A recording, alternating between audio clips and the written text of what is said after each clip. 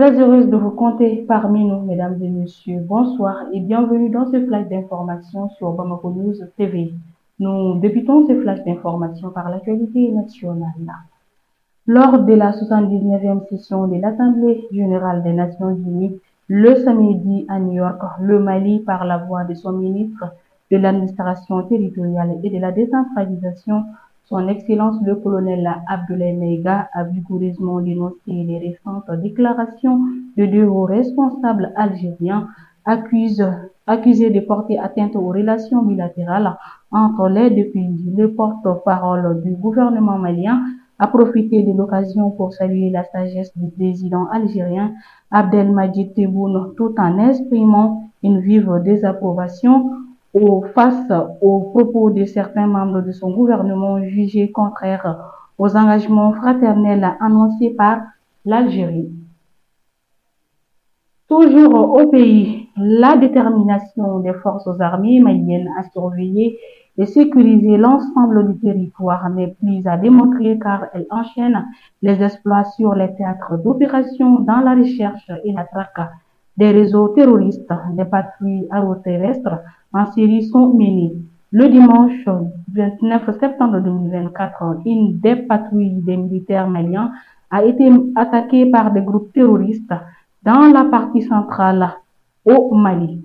L'embuscade s'est déroulée sur l'axe Madiama-Djeni, indiquent des sources locales. Les soldats maliens ont réussi à neutraliser plusieurs assaillants et à récupérer du matériel.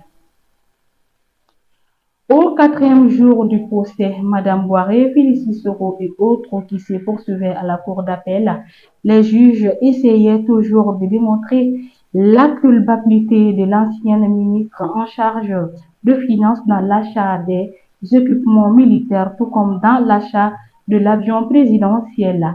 La mise en cause est mémorable sur la ligne de défense. L'accusé qui affichait une sérénité à toute épreuve a catégoriquement refuté les faits, n'a eu à jouer qu'un rôle de comptable public en exécutant les paiements des engagements d'achat de l'État. La situation au Mali est marquée par des dysfonctionnements au sein de l'administration, particulièrement en ce qui concerne la gestion des ressources. Plusieurs agents publics, notamment des membres de forces de sécurité, sont impliqués dans les détournements contribuant à la crise énergétique qui sévit dans le pays. Le récent démantèlement des réseaux de voleurs de carburant à la centrale électrique de Balengue a mis en lumière ces pratiques illicites.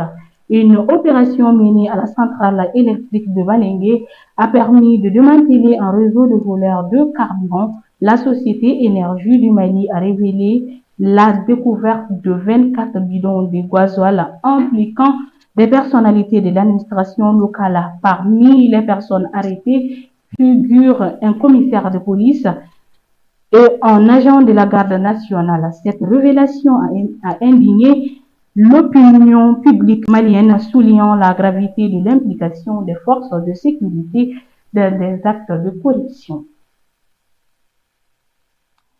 En prélude au congrès du Haut Conseil islamique prévu par les 26 et 27 octobre 2024, le renouvellement des instances de base suit son cours.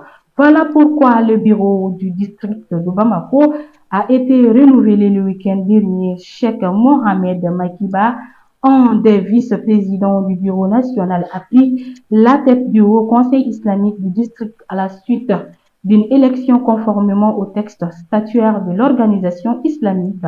Les travaux se sont déroulés au gouvernorat du district de Bamako en présence des 76 délégués venus pour la circonstance. À présent, faisons un tour à l'international. La Commission de la Communauté économique des États de l'Afrique de l'Ouest prévoit d'investir 380 millions USD, soit plus de 223 milliards de francs CFA, dans des projets d'électrification d'écoles et des centres de santé publique dans les pays membres et d'autres du Sahel. L'initiative entre dans le cadre de son projet régional d'accès à l'électricité hors réseau. Elle va permettre notamment aux pays concernés de concrétiser de nombreux projets pour combler les déficits d'énergie électrique. De nombreux internautes espèrent que ce projet de la CEDEAO en Afrique de l'Ouest va profiter également au Niger, au Burkina Faso et au Mali, malgré que ces derniers ont quitté l'instance régionale pour créer l'Alliance des États du Sahel. En mission à Togo, dans le cadre de la troisième session extraordinaire de la commission parlementaire de la CEDEAO, le député Gaye Marius Sagna a été victime d'une agression violente hier dimanche 29 septembre 2024 à Lomé. L'incident s'est produit pendant qu'il assistait à une réunion organisée par des leaders de l'opposition togolaise. Le ministère de l'Intégration africaine et des Affaires étrangères du Sénégal, à travers un communiqué, a condamné avec fermeté cet acte inqualifiable et demande qu'une enquête soit immédiatement diligentée. Depuis plus d'une semaine, l'armée israélienne continue de bombarder le Liban dans le but d'éradiquer le Hezbollah. Pour la première fois depuis le début des hostilités, l'État hébreu a frappé le cœur de la ville de Beyrouth. Jusqu'ici, il s'agissait de sa banlieue sud après la mort de son chef Hassan Nasrallah et d'autres dirigeants du mouvement chiite.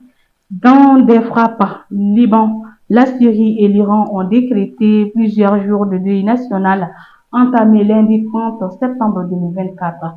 Et voilà, mesdames et messieurs, c'était tout ce qu'il fallait retenir. Merci à vous de l'avoir suivi. Au plaisir de vous retrouver très prochainement. D'ici là, portez-vous bien. Et surtout, n'oubliez pas de vous abonner sur notre chaîne YouTube.